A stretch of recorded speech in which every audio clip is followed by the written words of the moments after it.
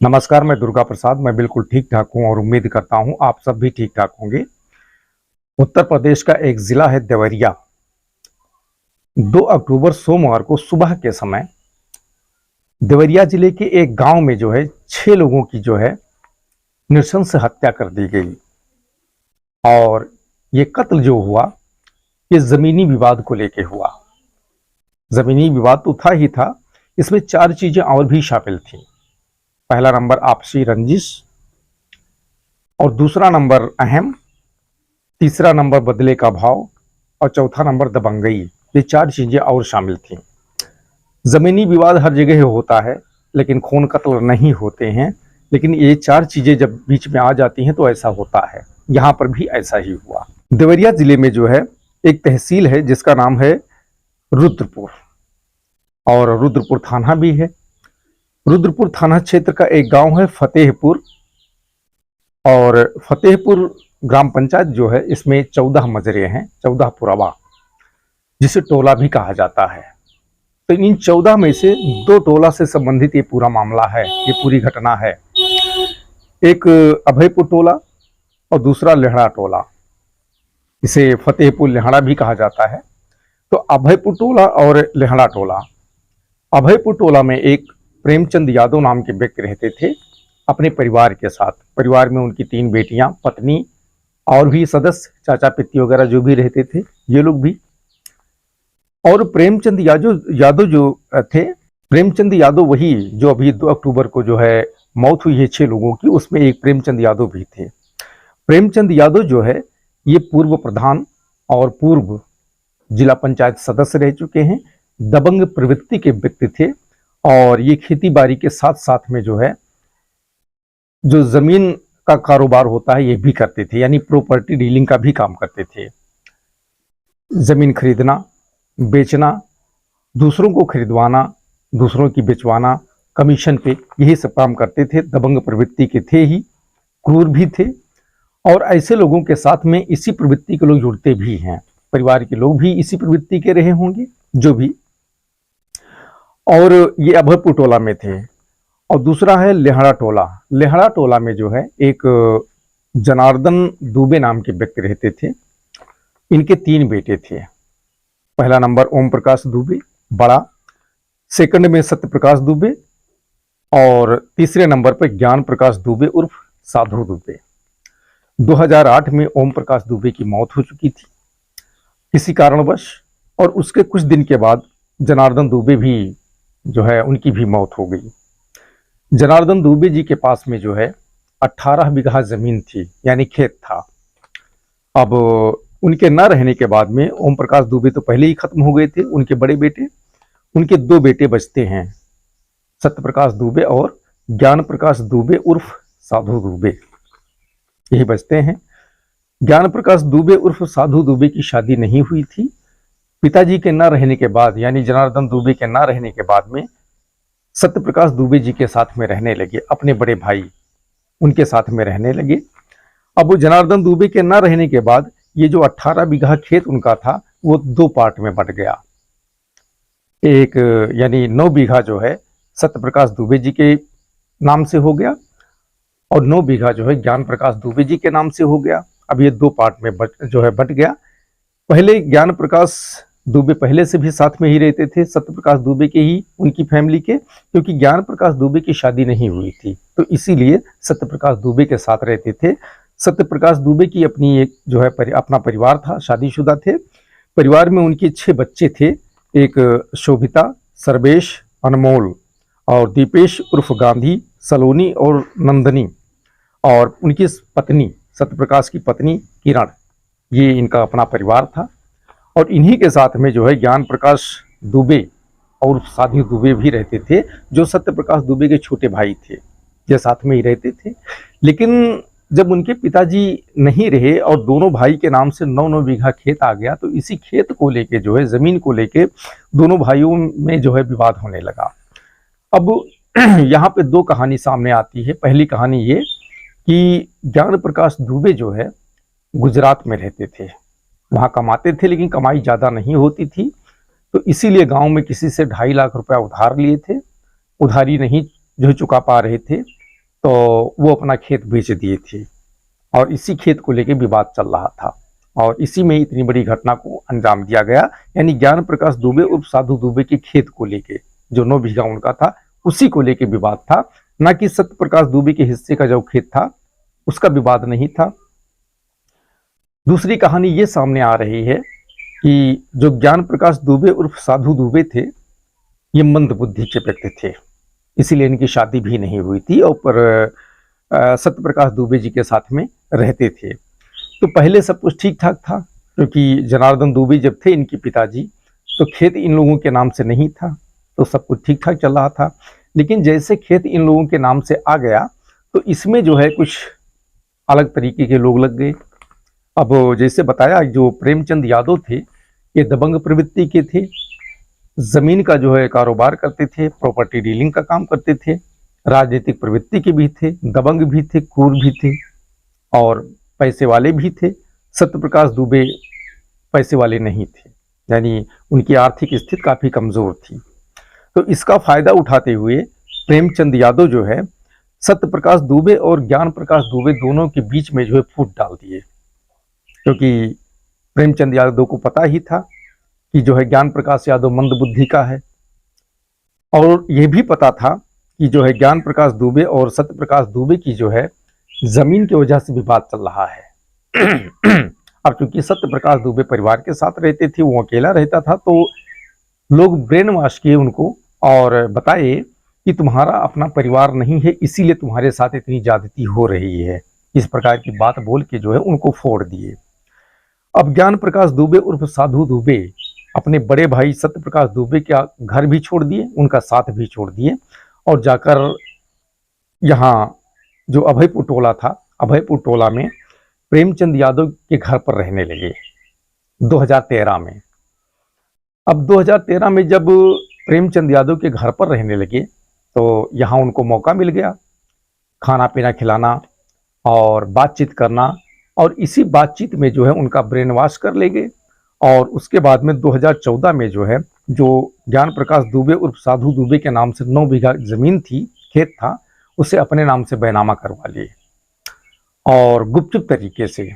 और 3 महीने के बाद जब दाखिल खारिज हो गई उसके बाद में जो है 9 बीघा जमीन पे कब्जा कर लिए जो सत्य प्रकाश दुबे के ही दरवाजे पे थी, यानी 18 बीघा खेत दरवाजे पे ही था, आधा उनका आधा उनका।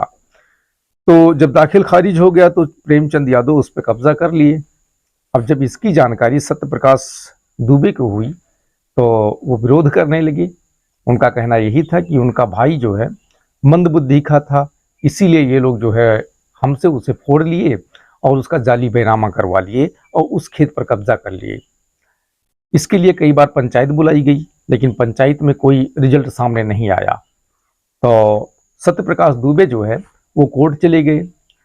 कोर्ट से आदेश मिलने के बाद में 2022 में जो है राजस्व की टीम और पुलिस की टीम ये मिलकर जो है खेत की पैमाइश की थी, लेकिन आगे क्या हुआ इसकी जानकारी नहीं है। 2023 में सत्य प्रकाश दुबे जो है मुख्यमंत्री पोर्टल पर भी जो है इसकी शिकायत दर्ज करवा चुके हैं। अब मामला आ जाता है 2 अक्टूबर का, जो ये घटना घटी है उस दिन की बात बताता हूँ। 2 अक्टूबर 2023 दिन सोमवार सुबह करीब 6 बजे के आसपास की घटना है, बता रहा हूँ आपको मैं। अभयपुर टोला जो प्रेमचंद यादव थे वो सो के उठते हैं और अपनी पत्नी से बोलते हैं चाय बनाने के लिए। उनकी पत्नी घर के अंदर चली जाती है किचन में चाय बनाने के लिए और यहाँ उनकी मोबाइल पे किसी का फोन आ जाता है यही लेहड़ा टोला से और सूचना ये मिलती है कि उनके खेत में जो है क्योंकि बारिश हो रही थी तो एक सागौन का पेड़ गिर गया था। जब ये सूचना मिली कि उनके खेत में सागौन का पेड़ गिर गया है तो अपनी पत्नी से बोले कि ठीक है अब रखो, चाय नहीं पियेंगे, पहले खेत घूम कर आते हैं उसके बाद चाय पियेंगे। और अपनी मोटरसाइकिल उठाए और अभयपुर टोला से अपने घर से लेहड़ा टोला के लिए निकल गए और कुछ ही देर में जाके लेहड़ा टोला पहुंचते हैं। तो खेत जो है, अच्छा इसी जमीन को लेके जो है, इसी जमीनी विवाद को लेके सत्य प्रकाश दुबे और प्रेमचंद यादव के बीच में जो है रंजिश थी। ये काफी दिनों से विवाद चल रहा था और रंजिश बनी हुई थी। दोनों के बीच रंजिश थी और खेत सत्यप्रकाश दुबे के घर के सामने ही था। अब जब अभयपुर टोला के रहने वाले प्रेमचंद यादव वहां पहुंचते हैं तो सत्यप्रकाश दुबे के घर के सामने से ही गांव का जो सड़क है, उसी सड़क पर मोटरसाइकिल जो है वो खड़ी कर दिए और खड़ी करके अपने खेत में जाने लगे। तो क्योंकि सड़क पे जरूर खड़ा किए थे लेकिन दरवाज़ा वो था, द्वार जो है वो सत्यप्रकाश दुबे का ही था। तो सत्यप्रकाश दुबे प्रेमचंद यादव से कहते हैं कि आप मेरे दरवाजे पे जो है मोटरसाइकिल मत खड़ा करो, आगे पीछे कहीं ले जाके खड़ा करो। यहाँ पर जो प्रेमचंद यादव थे वो सत्यप्रकाश दुबे से कहते हैं क्या ये सड़क तुम्हारे बाप की है? ये बात जब वो बोलते हैं गुस्से में तो सत्यप्रकाश दुबे जो है वो भी रिएक्शन देते हैं और उसके बाद में प्रेमचंद यादव सत्यप्रकाश दुबे को जो है एक चांटा खींचकर जोर से मारते हैं। अब जब वो चांटा जोर से खींचकर मारते हैं तो सत्यप्रकाश दुबे भी रिएक्शन देते हैं और उसके बाद प्रेमचंद यादव एक के बाद एक ऐसे करके चांटे पे चांटा मारते चले गए सत्यप्रकाश दुबे को। अब चूंकि सत्यप्रकाश दुबे अपने दरवाजे पर थे तो परिवार के लोग भी अंदर थे। जब ये चीज देखी तो उनकी पत्नी किरण चीखती हुई दौड़ती हुई आई यहीं पर और वो भी भिड़ गई। तो प्रेमचंद यादव जो है उनको भी थप्पड़ मारे, उनके साथ भी वही सलूक किए। अब माता पिता को पिटता देखकर जो है उनके 3 बच्चे वहां पर थे, 4 बच्चे वो भी भागते हुए आए माता पिता के सहयोग के लिए, क्योंकि बड़ा बेटा जो था वो सुबह निकल गया था बलिया, वहां पे जो है कथा कराने के लिए गया था, क्योंकि पंडित आदमी थे ही तो कथा वार्ता का काम करते थे। और जो बड़ी बेटी थी शोभिता, उसकी 3 साल पहले शादी हो गई थी तो वो अपने ससुराल में रहती थी, देवरिया शहर में ही शादी हुई थी। बड़े बेटे का नाम था सर्वेश जो कथा कराने के लिए सुबह ही निकल गया था। तो घर में 4 ही बेटे थे उस वक्त जो है, अनमोल सबसे छोटा, दीपेश उर्फ गांधी, सलोनी और नंदनी, ये 4 बच्चे थे। जब माता पिता को पिटते देखे तो चारों बच्चे भी आ गए माता पिता के बचाव में। इनके साथ भी यही सलूक किया प्रेम यादव। वो दबंग प्रवृत्ति के था और हट्ठा कट्ठा था शरीर से भी। अब पति को पिटता और बच्चों को पिटता देखकर जो किरण थी सत्यप्रकाश की पत्नी, वो भागकर अंदर जाती हैं और अंदर से जो दांती होती है ना, जिसे हंसुआ कहते हैं, हंसुआ निकाल लेके आती हैं और उसके बाद वो ऐसा रुद्र रूप धारण करती हैं कि उसी दांती से खींच खींच के जो है प्रेमचंद यादव को मारना शुरू करते हैं। अब प्रेमचंद यादव जो है चीखना चिल्लाना शुरू करता है, लेकिन वो बिल्कुल ही मानने को तैयार नहीं थी। पति और बच्चों के साथ जो अपमान हुआ था उनका, उसका वो बदला लेना चाहती थी और इसीलिए वो मानने को बिल्कुल तैयार नहीं थी। ये घटना जब हो रही थी तो वहीं पे 2 लोग और खड़े हुए थे, वो भागकर आए थे बचाव के लिए, लेकिन जो किरण थी वो उन दोनों को भी चेतावनी दे दी कि यहाँ पर बिल्कुल मत आना, क्योंकि जो सलूक इनके साथ हो रहा है आपके साथ भी वही सलूक करूंगी मैं। अब उनका रौद्र रूप देखकर वो दोनों आदमी डर जाते हैं और वहां से भाग जाते हैं। और उसके बाद इतनी दांती मारी ये किरण जो है सत्यप्रकाश दुबे की पत्नी किरण दुबे कि कुछ ही देर में वो जो है तड़प तड़प कर जो है प्रेमचंद यादव दम तोड़ देते हैं। अब इसकी सूचना जब प्रेमचंद यादव के परिवार को होती है, अच्छा ये घटना घटने के बाद में जो है सत्यप्रकाश दुबे उनका परिवार कहीं भागा नहीं, अपने घर के अंदर चला गया और अंदर से दरवाजा बंद कर लिए। अब इस घटना की जानकारी जब प्रेमचंद यादव के परिवार को होती है तो वहां चीख पुकार मच जाती है। उनके परिजन, नातेदार, रिश्तेदार जो उनके लोग थे सब क्रूर प्रवृत्ति के, दबंग प्रवृत्ति के थे, पैसे वाले थे।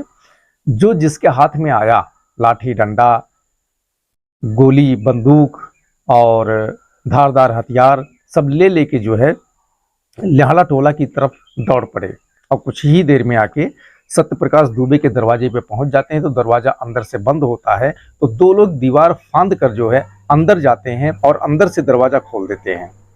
उसके बाद में जो है सभी लोग अंदर घुस जाते हैं, करीब 50-60 लोग थे, सब लोग अंदर घुस जाते हैं और कोई बातचीत नहीं करते हैं, सिर्फ मारना शुरू कर देते हैं लाठी डंडे से, धारदार जो हथियार लिए थे उससे। और आखिरी में जो है ये करीब 20 से 25 मिनट तक ये कारनामा चलता रहा, लेकिन वहाँ आसपास जो गांव के लोग थे वो कोई नहीं आए, क्योंकि जैसा कि लोग बता रहे हैं कि वहाँ पर बारिश हो रही थी उस समय, और बारिश के कारण सब लोग अपने घर में छुपे हुए थे, किसी को इस घटना की जानकारी नहीं हुई। सत्यप्रकाश दुबे का जो घर था वो गांव के बाहर साइड में था, इसलिए किसी को जानकारी भी नहीं हुई थी।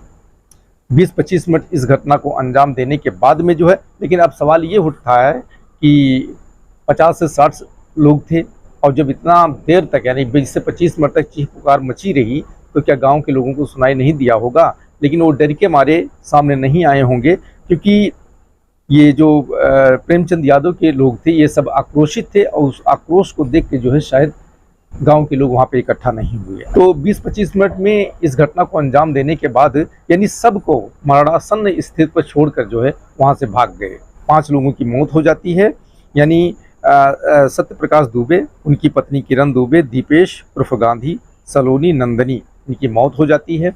शोभिता अपने ससुराल में थी, और सर्वेश कथा कराने के लिए गया था, बड़ा बेटा, और अनमोल बुरी तरीके से घायल है, उसको भी मरणासन्न पर पहुंचा दिए थे, लेकिन वो बच गया। इस वक्त गोरखपुर के बीआरडी मेडिकल कॉलेज में उसका इलाज चल रहा है। अब इस घटना की जानकारी कुछ देर के बाद में जो है गांव वालों को पता चली। अब गांव वालों को जब इस घटना की जानकारी हुई तो धीरे धीरे करके सत्यप्रकाश दुबे के दरवाजे पे जो है तांता लग गया। अब यहाँ पर जब तांता लग गया तो उसी में से कुछ लोग जो है पुलिस कंट्रोल रूम को जो है सूचना दे देते हैं, डायल 112 को। अब पुलिस कंट्रोल रूम को जब इस घटना की जानकारी होती है कि फतेहपुर लेहड़ा गांव में जो है 6 लोगों की नृशंस हत्या कर दी गई है, तो ये सूचना कंट्रोल रूम से सीधा देवरिया मुख्यालय आती है। अब जैसे देवरिया मुख्यालय इस घटना की जानकारी पहुंचती है, तुरंत पुलिस महकमे में हड़कंप मच जाता है। तुरंत डीएम, एसपी, आईजी, डीआईजी, मई फोर्स जो है फतेहपुर लेहड़ा गांव पहुंच जाते हैं। यहाँ पहुंचते हैं तो उन्हें 1.5 से 2 घंटा लग जाता है अधिकारियों को सब ये देखने में कि कौन व्यक्ति जो है डेड हो चुका है यानी ख़त्म हो चुका है, कौन अभी जीवित है। सभी का नब्ज देखते हैं, तो जो अनमोल होता है सबसे छोटा बेटा, उसकी नब्ज हल्की हल्की चल रही थी। तुरंत जो अधिकारी होते हैं डीएम, एसपी, ये तुरंत उसे जो है जो देवरिया हॉस्पिटल है, सिविल हॉस्पिटल, वहाँ भेजते हैं। लेकिन डॉक्टर जब देखते हैं तो उसकी हालत काफ़ी गंभीर थी, तो उसके बाद में उसे गोरखपुर बीआरडी मेडिकल कॉलेज जो है रेफ़र कर दिया जाता है, वहाँ जो है उसका इलाज चल रहा है। अब इसकी सूचना प्रदेश के मुख्यमंत्री योगी आदित्यनाथ जी को होती है, तो वो तत्काल जो है सक्रिय हो जाते हैं, और जो लखनऊ में बैठे आला अधिकारी होते हैं जैसे प्रशांत कुमार जी जो लॉ एंड ऑर्डर हैं उत्तर प्रदेश के, और गृह सचिव, इन सबको जो है तत्काल घटना स्थल के लिए रवाना कर देते हैं। सभी अधिकारी वहां पहुंच गए, जांच पड़ताल जो है चलती रही, और करीब करीब वहां पे 2 दर्जन थाना की पुलिस इकट्ठा कर ली गई ताकि किसी प्रकार का कोई दिक्कत परेशानी ना हो। और करीब करीब गांव के आसपास 3 किलोमीटर के दायरे में जो है 200 से ज़्यादा पुलिसकर्मी तैनात कर दिए गए, और आला अधिकारी भी वहां लगे रहे। अच्छा, इस घटना की जानकारी जो उनका बड़ा बेटा था सत्यप्रकाश दुबे का, सर्वेश, उसको नहीं हो पाई थी, क्योंकि वो बलिया गया था पूजा करवाने के लिए। शाम तक इस घटना की जानकारी उसे नहीं हुई थी। शाम को जब वो देवरिया पहुंचा गांव के बाहर, तब उसको जानकारी मिली इस घटना की। अब वो वहाँ पुलिस तैनात थी। घर पर जब पहुंचता है तो देखता है कि कोई नहीं। उस वक्त डेथ बॉडी भी किसी की नहीं थी, क्योंकि सबकी डेथ बॉडी जो है पोस्टमार्टम के लिए भेज दी गई थी। छोटा भाई जो जीवित था अनमोल, वो बीआरडी मेडिकल कॉलेज गोरखपुर पहुंच गया था। घर पर पूरा सन्नाटा पसरा हुआ था, पुलिसकर्मी वहां पे तैनात थे, अधिकारी वहां पे तैनात थे। और उसके बाद में जब पोस्टमार्टम से 5 लोगों की जो है डेथ बॉडी एक साथ में आती है, तो 5 लोगों का अंतिम संस्कार जो सर्वेश है, सत्यप्रकाश दुबे का बड़ा बेटा, यही एक साथ में 5 लोगों का जो है अंतिम संस्कार करता है। 5 लाशें एक साथ में जल रही थीं। उस वक्त जो वहाँ पर उपस्थित अधिकारी थे, पुलिसकर्मी थे, और भी आसपास गांव के जो लोग थे, सबके आंखों से आंसू निकल रहे थे। और उसके बाद में सत्यप्रकाश दुबे की बेटी शोभिता ने जो है पुलिस जो रुद्रपुर थाना है वहाँ पे तहरीर दी। 27 लोगों के नाम से एफआईआर दर्ज हुआ है। 50 अज्ञात लोगों के नाम से जो है एफआईआर दर्ज हुआ है, जिसमें 14 लोग जो है गिरफ्तार किए जा चुके थे। बाकी जांच पड़ताल चल रही है दोस्तों। दूसरी तरफ प्रेमचंद यादव की तरफ से उनके चाचा जो है 5 लोगों के खिलाफ एफआईआर दर्ज करवाए हैं। इसकी गहनता से जांच पड़ताल चल रही है और प्रदेश के मुख्यमंत्री योगी आदित्यनाथ जी अधिकारियों को कड़े निर्देश दिए हैं कि कोई भी अपराधी बचना नहीं चाहिए, कठोर कार्रवाई की जानी चाहिए और इसकी निष्पक्ष जांच हो और जो पीड़ित परिवार है उसे जितना हो सके उतना सहायता प्रदान किया जाए। मुख्यमंत्री योगी आदित्यनाथ जी भी घटना के लिए रवाना हुए थे लखनऊ से, लेकिन बीच में जो गोरखपुर है बीआरडी मेडिकल कॉलेज जहाँ पे सत्य प्रकाश दुबे का छोटा बेटा अनमोल एडमिट है, उस बेटे से जाके मुलाकात की, उसका हाल चाल जाने और जो डॉक्टर्स थे उनको जो है निर्देश दिए कि अच्छी से अच्छा जो है इलाज किया जाए और किसी भी तरीके से उसे बचाया जाए। इस प्रकार का जो है निर्देश दिए दोस्तों। तो ये जो घटना है ये अहम और दबंगई, आपसी रंजिश और बदले का भाव, ये 4 वजह से इतनी बड़ी घटना को अंजाम दिया गया दोस्तों। अब इसमें किसी को कुछ नहीं मिला, सिर्फ रंजिश ही रह गई। एक का पूरा परिवार उजड़ गया और एक के घर का जो मुखिया था, मुखिया जो है इस दुनिया को छोड़ के चला गया। इसीलिए रंजिश रहे कोई दिक्कत नहीं है, लेकिन जो अहम होता है अहम को बिल्कुल बीच में नहीं लाना चाहिए, बदले की भावना बिल्कुल बीच में नहीं लाना चाहिए दोस्तों। और जहाँ तक हो सके कंट्रोल करना चाहिए, बर्दाश्त करना चाहिए दोस्तों। झगड़ा फसाद नहीं करना चाहिए किसी से, ये मेरा अपना मत है। बाकी जो भी है जैसा भी है आपको जैसा लगता हो कमेंट्स बॉक्स में लिख के हमें ज़रूर भेजें दोस्तों। इस कहानी को सुनाने का उद्देश्य मेरा किसी को परेशान करना बिल्कुल नहीं है, बल्कि जागरूक करना है। कहानी यदि पसंद आई हो तो लाइक करें, शेयर करें, सब्सक्राइब करें और फिर मिलेंगे अगले दिन एक नई कहानी के साथ। तब तक के लिए धन्यवाद। जय हिंद, जय भारत।